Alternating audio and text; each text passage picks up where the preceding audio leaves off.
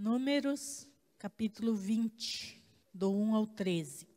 Chegando os filhos de Israel, toda a congregação ao deserto de Zim, no mês primeiro, o povo ficou em Cádiz, e Miriam morreu ali e ali foi sepultada.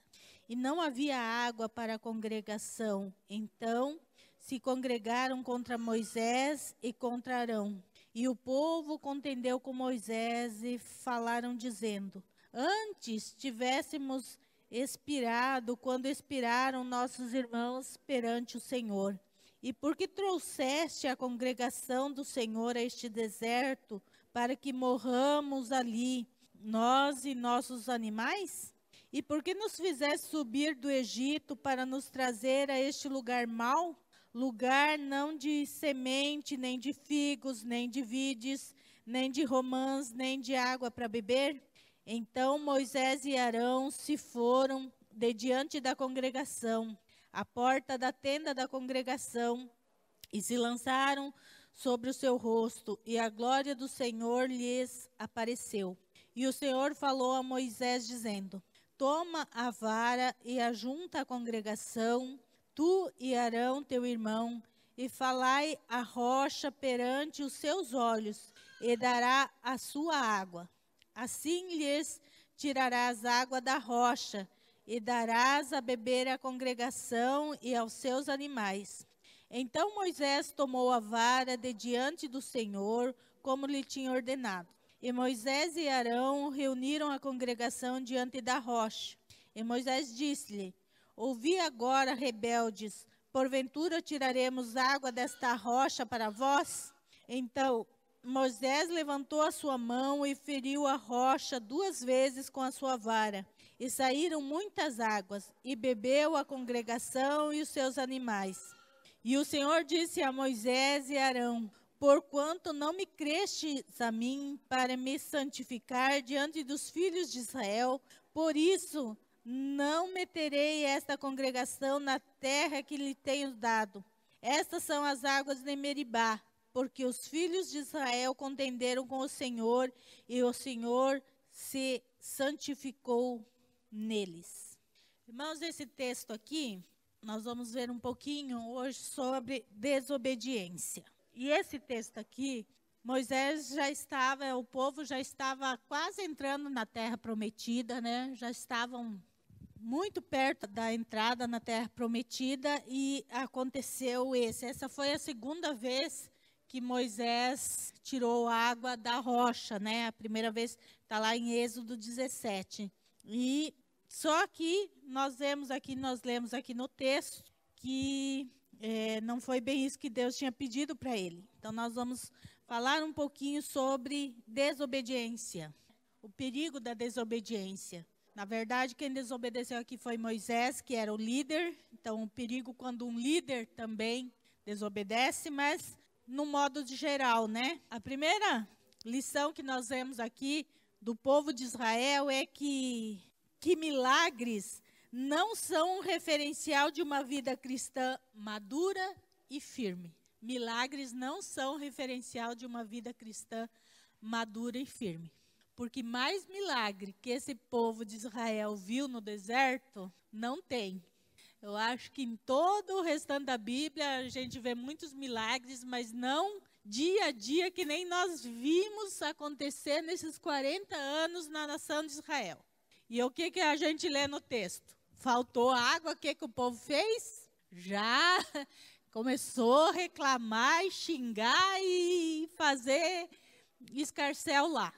E nós temos visto muito acontecendo nos nossos dias numa vida cristã que não é firmada realmente na palavra de Deus, mas que é firmada em eventos, ela acaba não sendo uma vida cristã madura.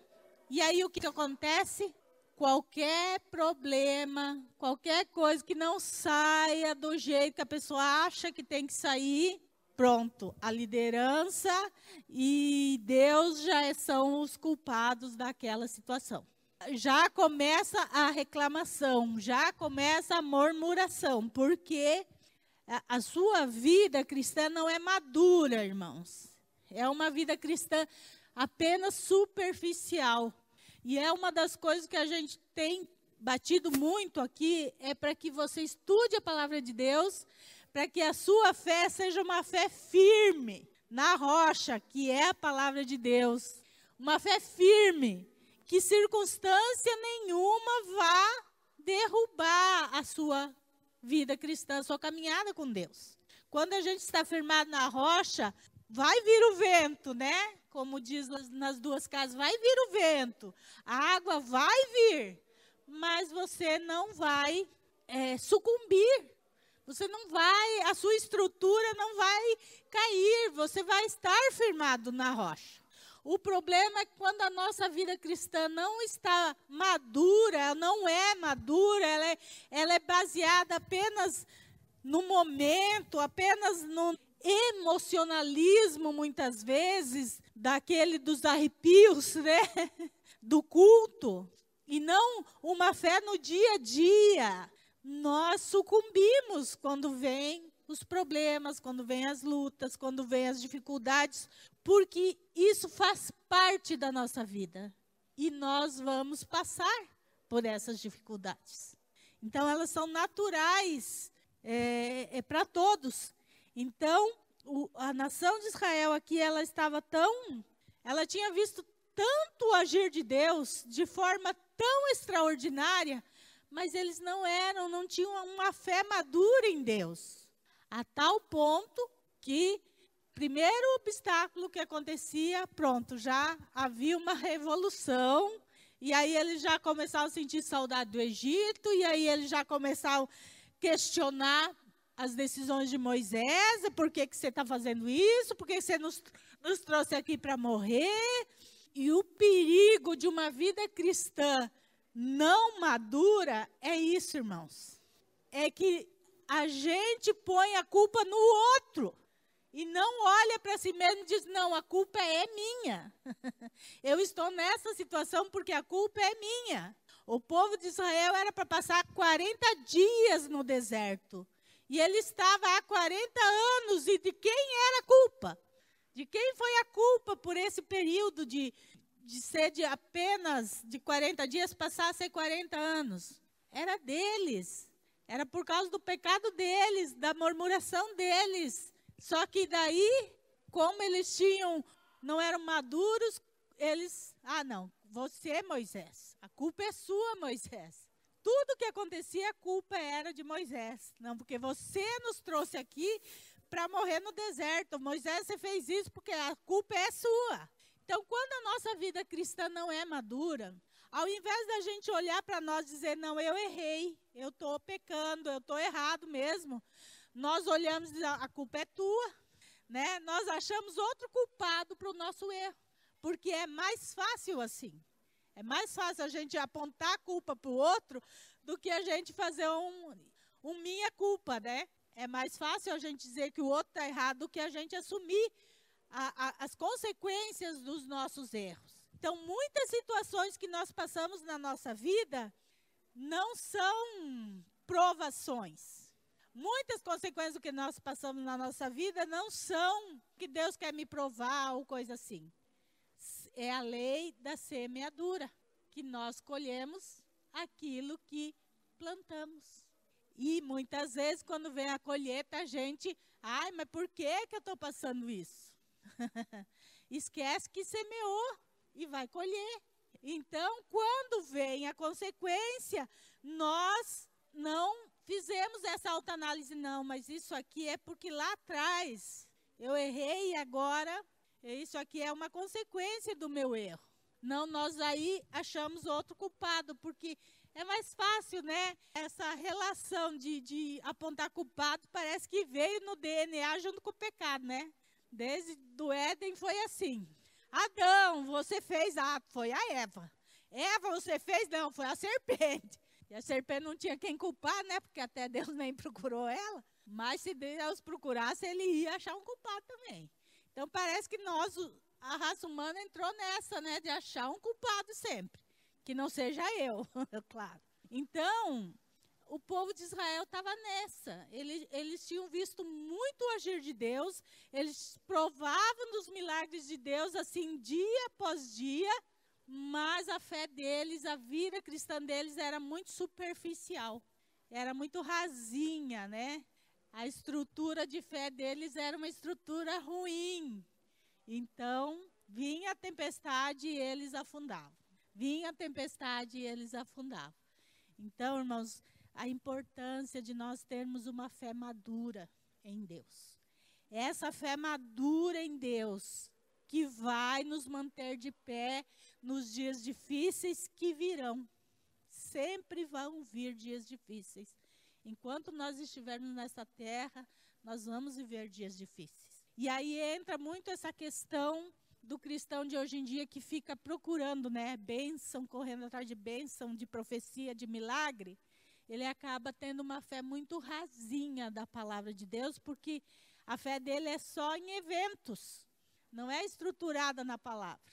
E aí corre o risco de naufragar.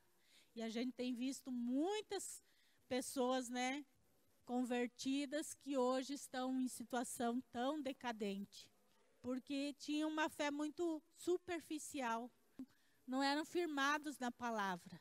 Então, muitas vezes eram firmados em outras pessoas. A nossa fé jamais deve ser firmada em homens.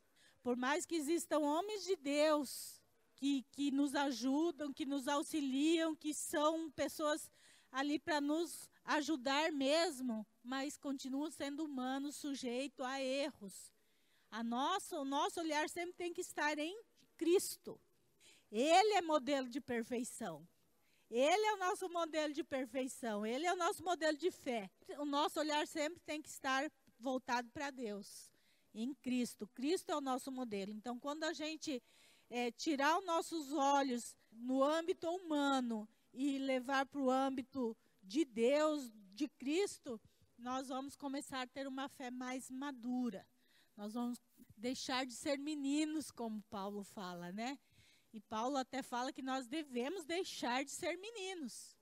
Nós precisamos crescer, nós precisamos amadurecer, nós precisamos, né, deixar coisas infantis de lado na nossa caminhada com Deus, para olhar para Cristo. E o que está acontecendo muito hoje é que nós estamos vivendo um período em que a humanidade está muito mimimi, né? Como diz por aí, frágil emocionalmente.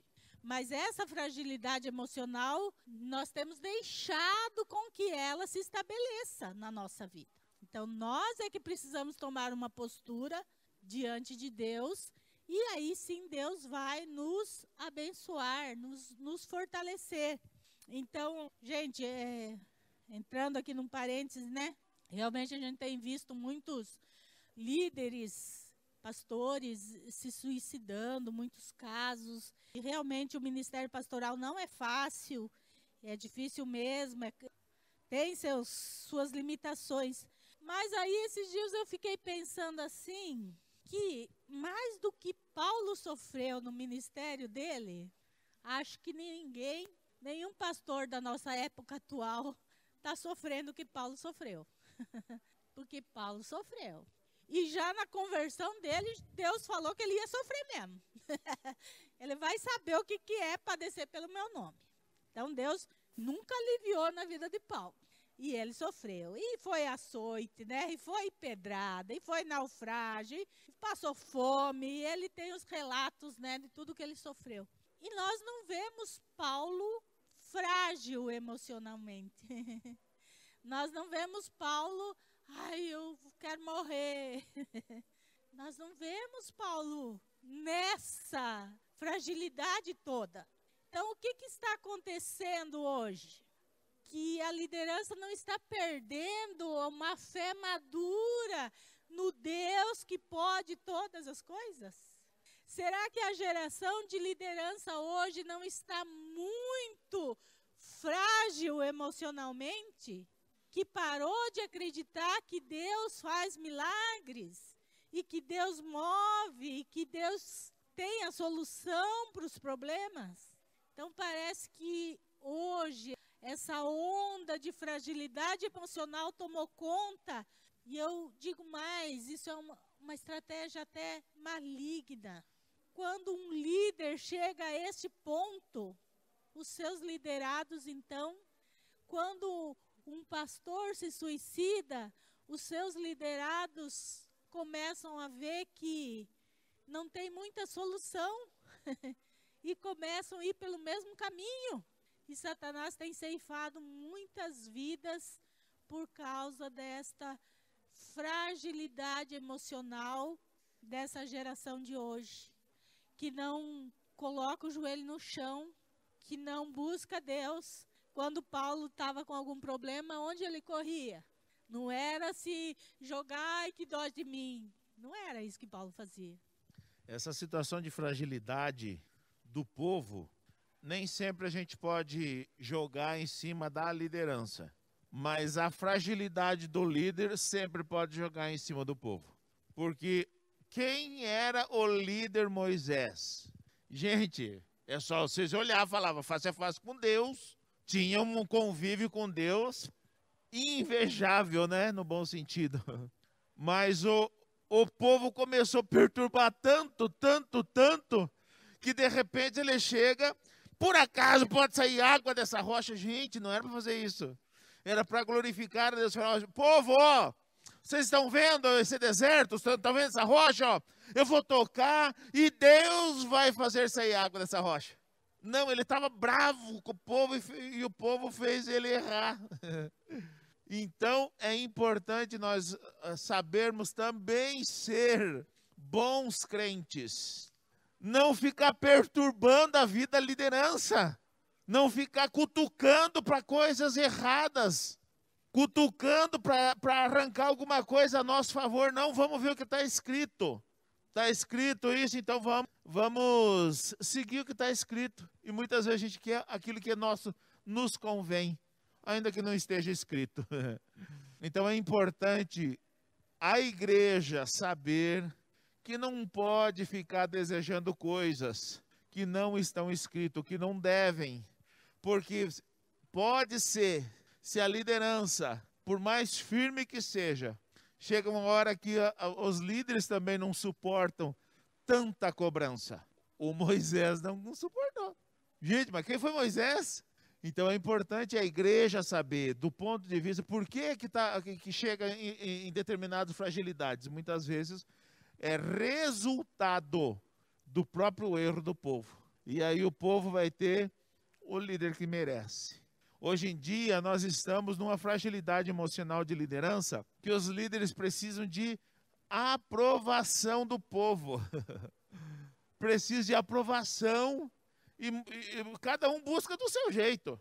Isso não pode dizer que é de uma maneira só. Tem muitas maneiras que as pessoas buscam aprovação. As palmas. Que as palmas glorifiquem a Deus. Não é isso que, na verdade, ele está querendo dizer. Ele está dizendo isso. Mas ele está dizendo, ó, gente, eu fui bem com vocês? Vocês gostaram de mim hoje? A mensagem foi bonita? Porque muitas vezes pode ser bonita a mensagem, mas não valeu nada. Porque não confrontou o pecado. E o objetivo da palavra, segundo Timóteo 3,16, é confrontar, é mostrar o erro. É corrigir, é instruir em justiça. E se a palavra não cumprir isso, qual que era o objetivo da palavra de Moisés? Ô povo, vocês estão errados, Deus está certo, vocês estão errados. Mas ele caiu no papo do povo aí, se irou, e aí agiu no momento da ira e não entrou na terra prometida por causa desse erro aqui, ó. Porque o erro de Moisés trouxe consequência para a caminhada dele, né, para entrar na terra prometida. Então nós não podemos, muitas vezes, ser dependentes de aplausos, de elogios, de tapinha nas costas. Nós não podemos ser dependentes disso. Mas isso começa aonde? Começa aqui, quando a gente já é pastor? Não. Começa lá na conversão. Eu acho que o crente mais novo que nós temos aqui é o Fernando, né? Começa aí a ser forte ou ser fraco. Se o Fernando, ele agora não for bem instruído, ele vai ter problemas Se Deus chamar ele para o ministério, ele vai ter problema. Então começa aí, ó, na conversão. Porque quando chega na liderança, ele vai aplicar aquilo que ele está aprendendo agora. Não é o que ele vai aprender, não, ele vai colocar em prática o que ele está aprendendo agora. Então, líderes não podem ser dependentes de elogios e não podem cair por críticas. Não pode, porque senão o povo perece. O perigo de obedecermos parcialmente. Eu vejo que é o que está acontecendo na geração de hoje. O que Deus falou para Moisés fazer nesse episódio aqui? Versículo 8. Toma a vara e ajunta a congregação, tu e Arão, teu irmão, e falai a rocha. O que Deus falou para Moisés fazer? Não era para ele bater na rocha, era para ele falar com a rocha. E a rocha, então, daria água. O que Moisés fez? Foi lá e bateu, né? 2 vezes e bateu bravo, porque ele estava com uma raiva daquele povo. Porque, gente, Moisés não tinha motivo para ficar com raiva desse povo? Tinha, não tinha, gente? Ô povinho difícil. E aqui o começo do texto que a gente leu diz que Miriam morreu ali. Miriam era irmã de Moisés. Então Moisés estava vivendo um luto, uma dor grande. E o povo ali no ouvido dele, pipipi, pipipi, pipipi. Então, digamos, na nossa visão limitada, humana, Moisés tinha todos os motivos para se irar e bater na rocha. Mas na visão de Deus, que é a que nós devemos ter, nada justifica nós mudarmos aquilo que Deus falou. A visão de obediência a Deus é, Deus falou para só falar com a rocha, não dá para bater na rocha. Porque se eu, com todos os motivos do mundo, for bater na rocha, eu não estou cumprindo aquilo que Deus mandou fazer e é desobediência. Então, irmãos, diante de Deus, não há justificativa para a nossa desobediência. Nós podemos achar 1000 desculpas, mas não cola. Com Deus, não cola. Deus não aceitou de Moisés, amigo de Deus, que falava face a face com Deus, que chegou ao ponto de ver Deus passar. Deus vai aceitar a desobediência da Margarete? Será que eu tenho essa capacidade, com as minhas desculpas, Deus falar, tá bom, então, tudo bem. Tá certo o que você fez. Será mesmo, bem? Irmãos, que eu posso fazer isso? É muita presunção da minha parte. Deus não poupou Moisés, o líder escolhido por ele, preparado por ele. Por 80 anos, Deus preparou Moisés para ficar os 40 anos no deserto. Homem forjado por Deus, mas desobedeceu. Ele não cumpriu o que Deus mandou ele cumprir. Era só para falar com a rocha. Não era para ele bater, ainda mais com raiva. E a desobediência parcial é um perigo. E nós estamos vivendo muito isso nessa geração. Essa geração que questiona tudo. Nós estamos vivendo uma geração que sabe questionar muito, mas não sabe dar resposta para nada, né? Mas questionar, ela é craque em questionar.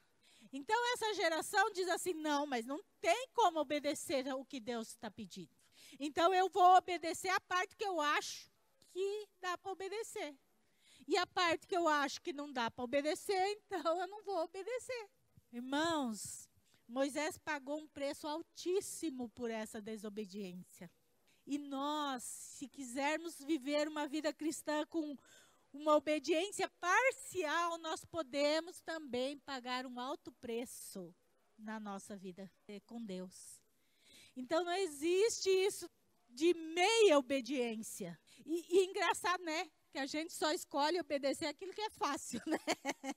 A gente obedece muito bem aquilo que é fácil, que não nos custa nada, né? Aí a gente obedece de boa. Mas quando é algo que nos custa, Daí, não, mas não é bem assim. Não, mas não é bem assim. Eu tenho 2 filhos, irmãos, com personalidade oposta um do outro, né? O Rafael sempre foi um anjinho. Nunca me deu trabalho. Quando a gente falava, não, Rafa, tá bom, era não.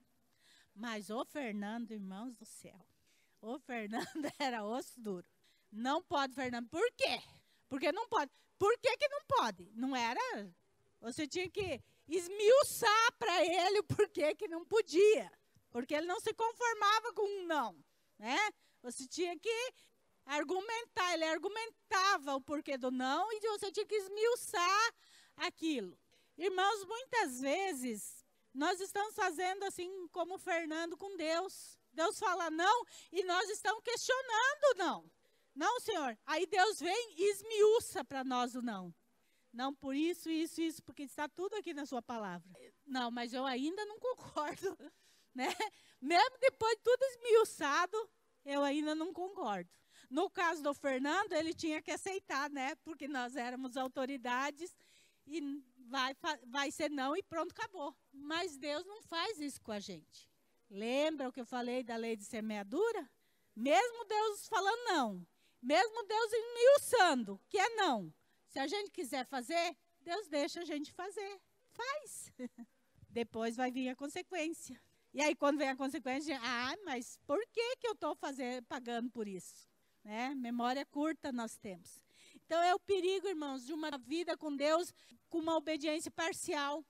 Eu só obedeço aqui. Isso aqui eu acho que não é assim. Não cabe a nós questionar as coisas de Deus, as leis de Deus. Não cabe a nós questionar.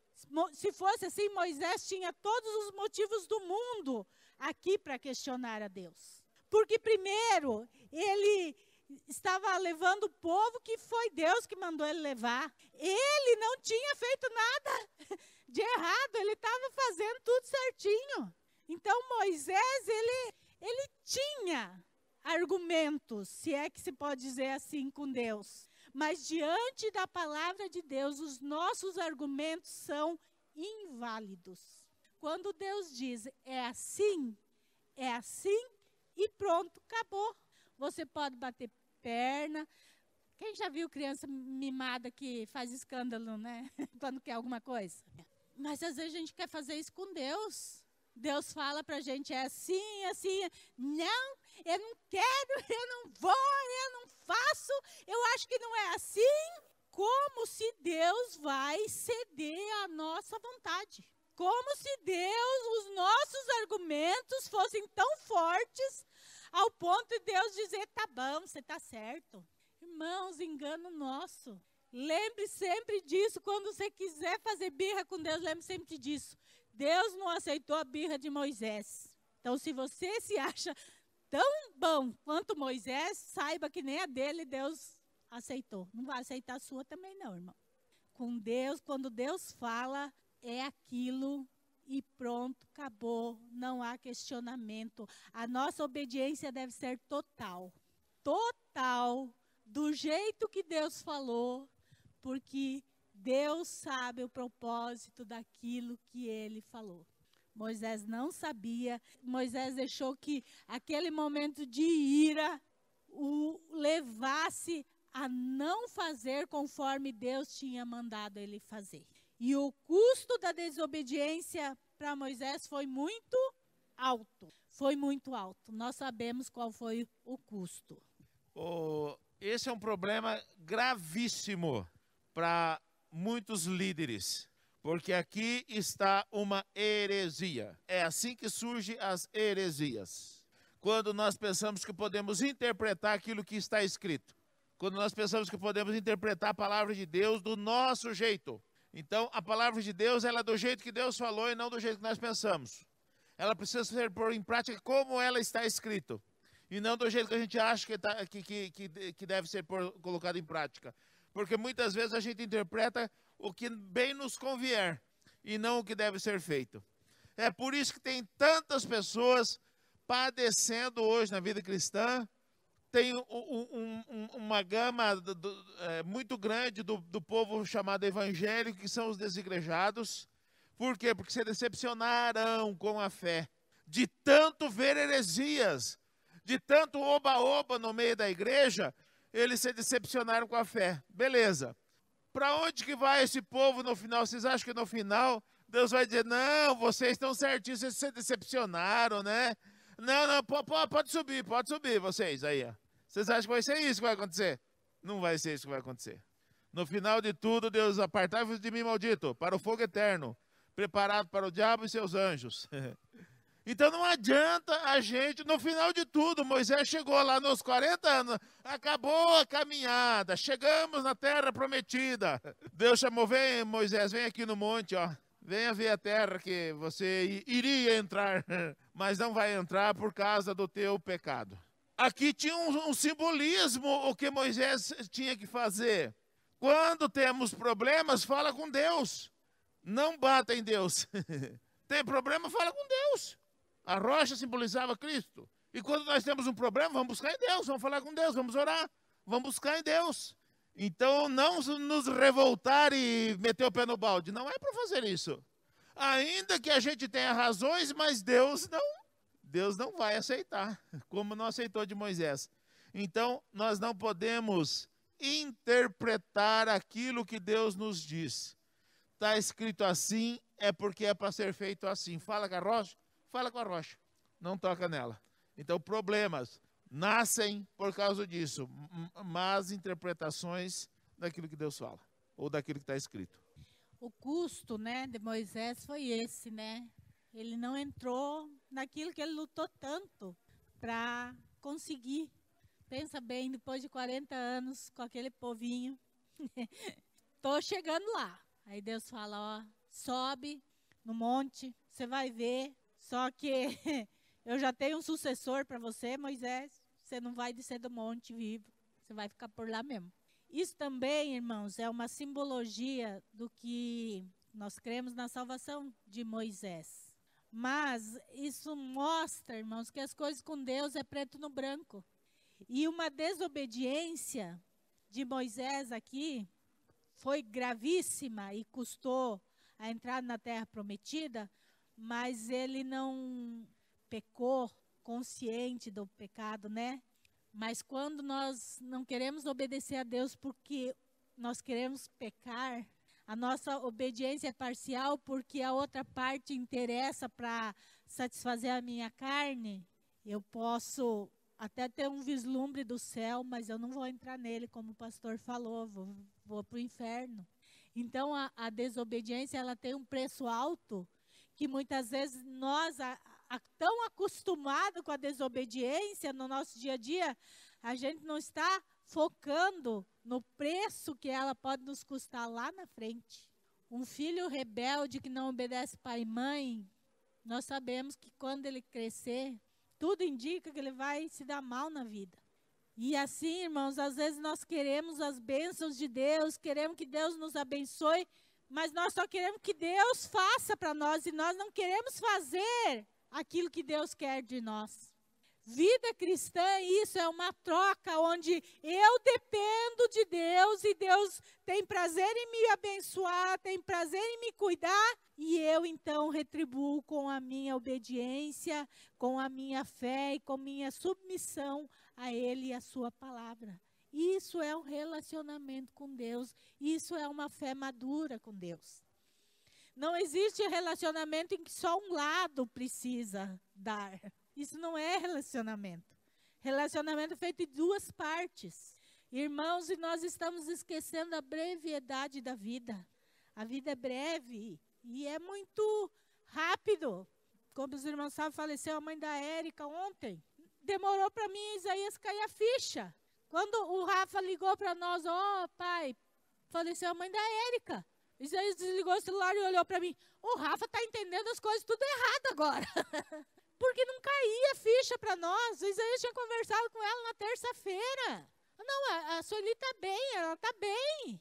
E já está na eternidade, irmãos. Então, nós esquecemos que a vida, ela é breve, ela é rápida. E assim, Deus foi misericordioso com a Sueli. Faz uns 15 dias que ela se reconciliou com Deus. Parece que Deus estava já preparando. A gente não vê o agir de Deus muitas vezes, né? Mas, irmãos, e se ela endurecesse o coração, né? Deus deu mais uma oportunidade. Entre tantas que deu, Deus deu mais uma. E ela podia não ter aceitado. Então, irmãos, muitas vezes nós estamos assim, com nossa mente, nós achamos que somos eternos. E estamos jogando a nossa eternidade fora. Por achar que essa vida que é eterna, nós estamos jogando a nossa eternidade fora, porque nós não queremos nos submeter a Deus, a sua palavra e sermos obedientes a eles. Então, nós precisamos ter consciência que o custo da desobediência, ele é alto e pode ser tão alto que não tenha como nós reverter esse custo. Assim como o custo da desobediência é alto, o benefício da obediência também é alto. E muitas vezes a gente olha que Deus está nos abençoando, só se as coisas estão indo tudo bem, né? Se as coisas estão indo bem, oh glória, Deus está me abençoando. Se as coisas estão dando certo, oh glória, Deus está me abençoando. Dá um problema, isso é coisa do capeta. A gente não aceita as coisas difíceis. Só que o crescimento vem só através do sofrimento. Não há crescimento sem sofrimento. E nós vemos Deus abençoando Jó. Jó foi um homem abençoado. Mas ele não foi abençoado quando ele era o homem mais rico do Oriente. Ele não foi abençoado quando os filhos deles eram os mais lindos, os melhores. Não. Ele foi abençoado quando ele perdeu tudo isso. E aí ele diz, antes eu te conhecia só de ouvir, agora os meus olhos te veem. Ó, bênção de Deus na vida dele. Mas para chegar nesse ponto, olha o que esse homem passou. O diabo tocou nele, na saúde dele. E a Bíblia diz que nos relatos de Jó que em tudo isso, Jó não pecou. E quando até a esposa dele, que tinha sobrado, falou com ele, ô Jó, maldiçoa esse Deus e morre. Ele diz, nós receberíamos só o bem de Deus e não o mal. Olha a consciência desse homem. Nu eu vi, nu eu voltarei, bendito seja o nome do Senhor. Deus deu, Deus tirou, bendito seja o nome do Senhor. Então a bênção de Deus não é quando tudo está indo bem, não é só nisso não. É quando tudo vai mal. Porque nós vamos conhecer Deus.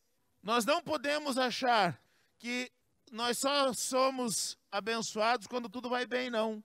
Quando tudo vai mal, aí sim é que a nossa fé é provada. E nós vamos nos chegar cada vez mais perto de Deus. A bênção de Deus é esta. A maior bênção de Deus é nós estarmos cada vez mais próximo dele. Porque um dia só vai ter Ele. Só vai nos restar Ele. Ele será a única coisa que nós teremos. E se nós não nos satisfazer hoje com Ele, como será quando nós só tiver Ele? Não chegaremos lá. É interessante, né? Como eu falo que uma fé madura, que é o que nós precisamos ter. Falando novamente da Érica, no meio dessa dor que ela estava vivendo, hoje eu ainda me alegrei com ela, porque, poxa, foi uma coisa muito súbita, sim. Vocês não têm ideia, não consegui, a ambulância não chegou a tempo, ela faleceu em casa. Ao invés da Érica, por que Deus permitiu isso? Por que Deus isso? A Érica tem uma fé madura, ela, glória a Deus, porque Deus deu uma oportunidade. Como Deus é misericordioso. Essas palavras que a Érica usou. Deus é tão misericordioso. Deus é tão bondoso.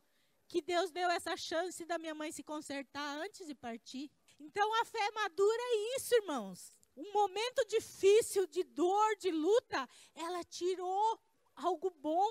Ela viu algo bom. Ela viu que Deus estava cuidando. Ao invés de dizer, Deus me desamparou, ela falou, Deus me cuidou. Isso é uma fé madura, irmãos.